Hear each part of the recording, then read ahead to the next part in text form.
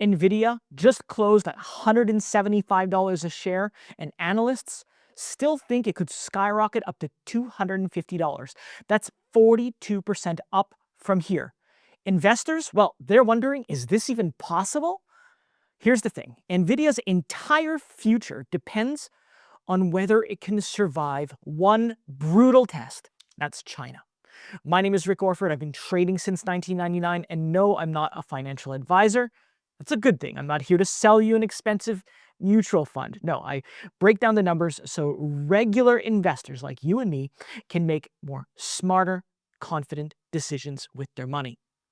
Nvidia just posted 69% revenue growth with profit margins over 55%, crushing even Apple and Microsoft. But there's one big red flag. 13% of their revenue is tied to China, and regulators, well, they could cut them off at any quarter. Be sure to stick around until the end, because in this video, I'm going to cover why Wall Street is still screaming buy, what I think they're missing, and the one signal I'm watching before I decide to load up on more shares. I want to thank The Motley Fool for sponsoring this video.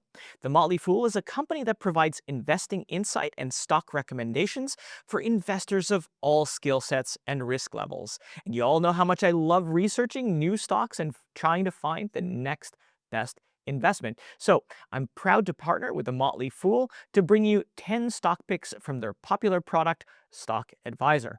Stock Advisor has beaten the market by almost 6 times. Go to fool.com/ricko to get your 10 stock picks right now.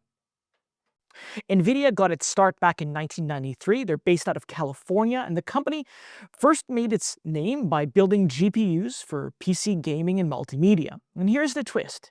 Those same chips built for gamers ended up shaping the future of AI.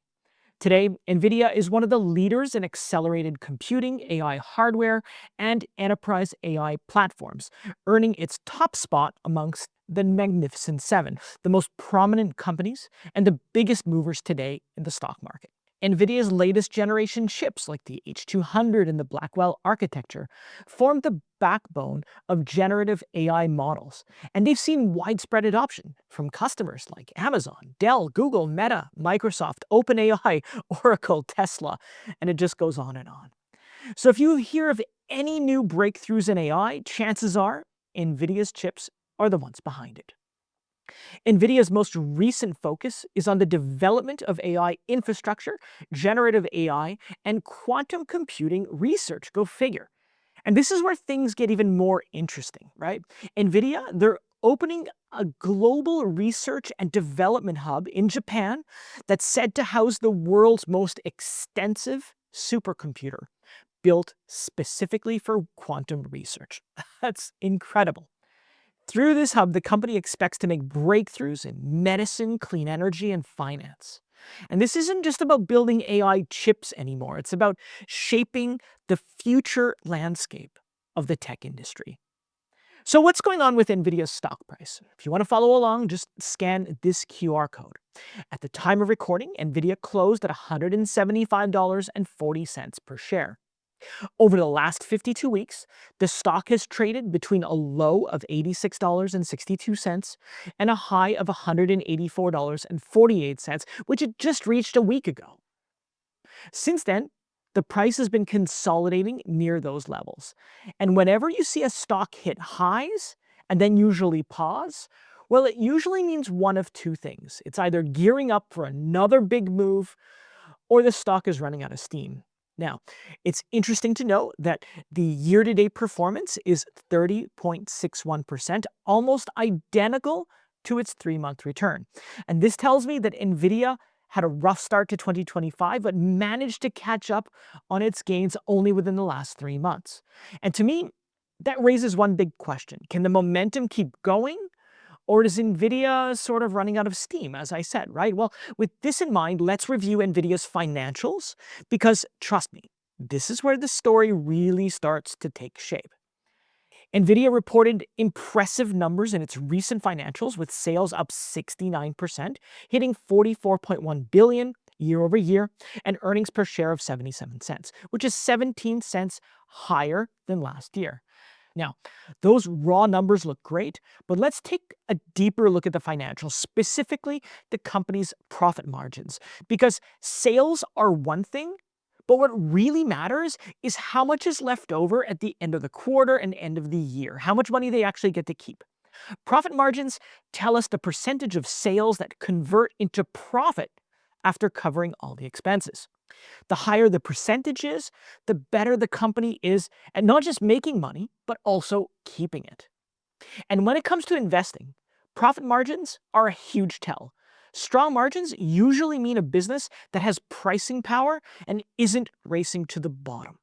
According to its most recent financials, Nvidia boasts a 42.6 profit margin, while its two closest competitors in the Magnificent Seven, Microsoft and Apple, well, their margins are 36 and 25% respectively.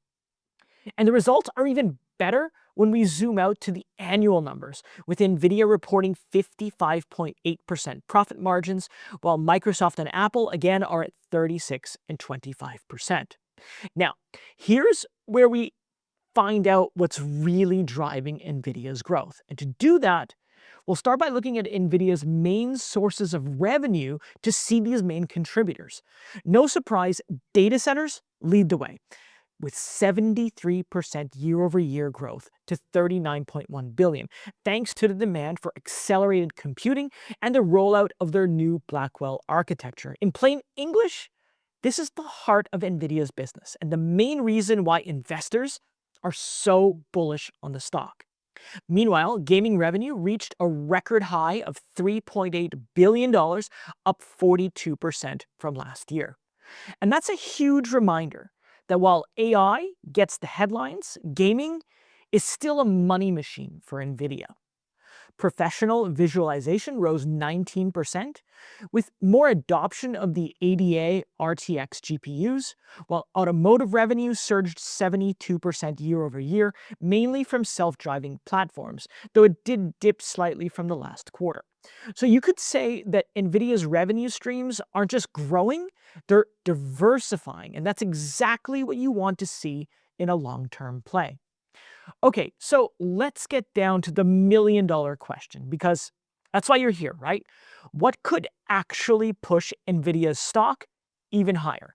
And for that, we need to take a look at its growth catalysts, its biggest customers, markets, and what they're buying. And let's start with Meta. Meta Platforms is boosting their CapEx by $30 billion this year, bringing it to somewhere between 66 and 72 billion. Alphabet is also raising its 2025 capex to as much as $85 billion.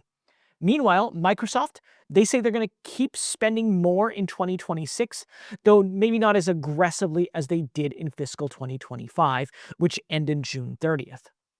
These Magnificent Seven members are NVIDIA's biggest customers, and when the giants spend more, NVIDIA gets paid more. It's that simple. NVIDIA is also reportedly developing new AI accelerators and inference chips for the Chinese market, dubbed the B30A and the RTX 6000D.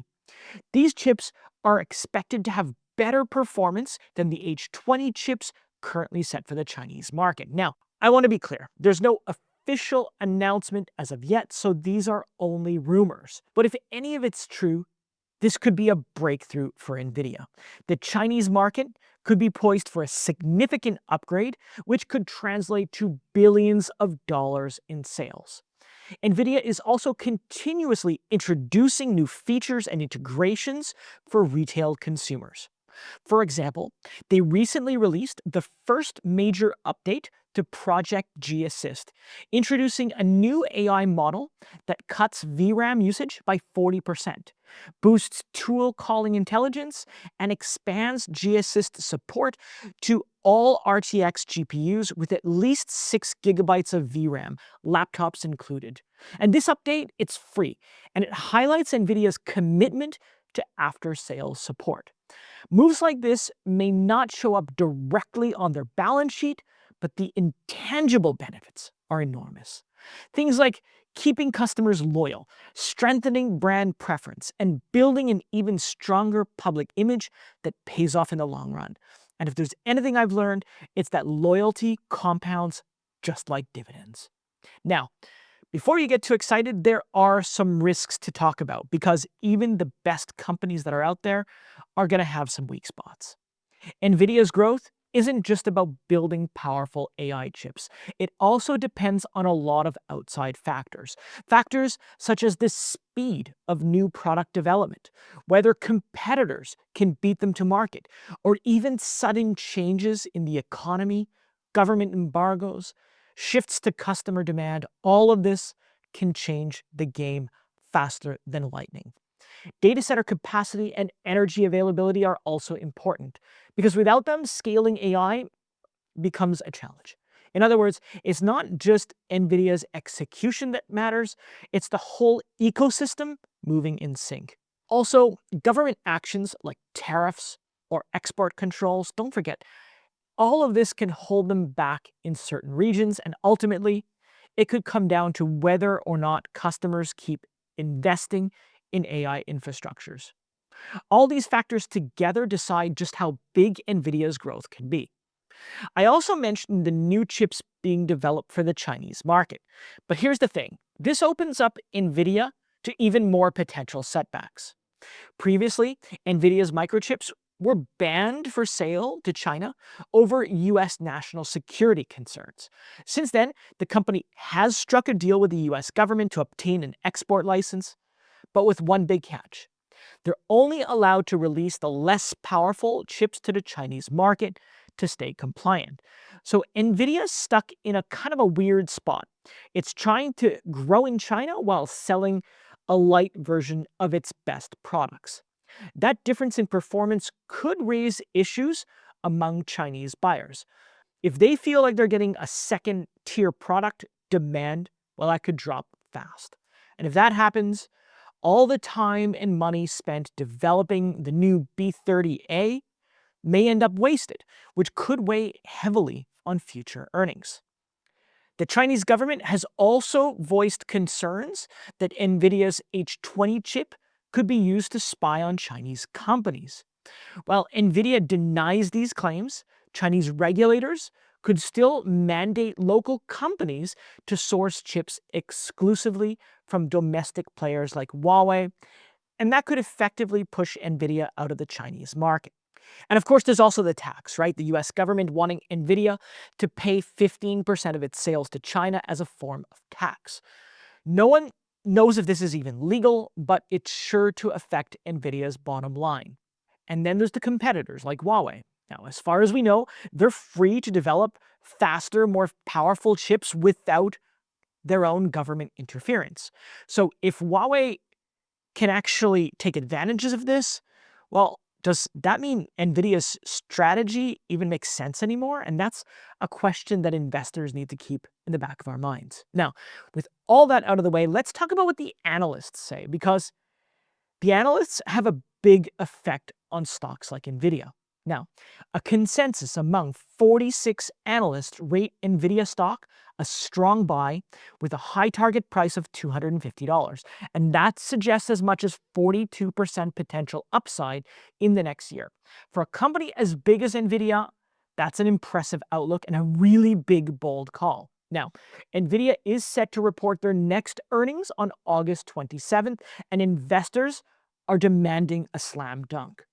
With about 92% of the GPU market and major clients boosting data center spending, NVIDIA is expected to bring in $45 billion next quarter. That's up 50% from the same quarter last year. If they can deliver, it could light a fire under the stock. And if they miss, even slightly, it could trigger a panic selling. But here's some thoughts. China's contribution to NVIDIA's revenues is expected to only be around 13% or $17 billion, while the United States remains its most significant contributor with around 47% or $61 billion. Understandably, NVIDIA wants to secure future revenue growth in China, the world's second largest market. However, the current conditions are not yet in NVIDIA's favor. So if you're waiting on China only, I would take a step back and wait. For now, I think NVIDIA's biggest advantage comes from its earnings power, because that's where everything is. What matters is how and where they're going to reinvest their profits and how much conviction they have in their AI push moving forward. So with all that out of the way, I rate Nvidia a strong buy, but I'm going to be closely watching developments regarding its foothold in the Chinese market and the impact of renewed exports to the region, right? Because this is going to start to be reflected in its third quarter financials or in the quarter after. But what about you? Are you buying Nvidia today on its solid financials, or are you more concerned with China? Let me know in the comments below. And did I miss anything in the video? Let me know too. And if you found this video helpful while you're there in the comments, do consider giving it a like and subscribe so others can find it as well. In the meantime, I wanted to thank you so much for watching, and I'll see you next time.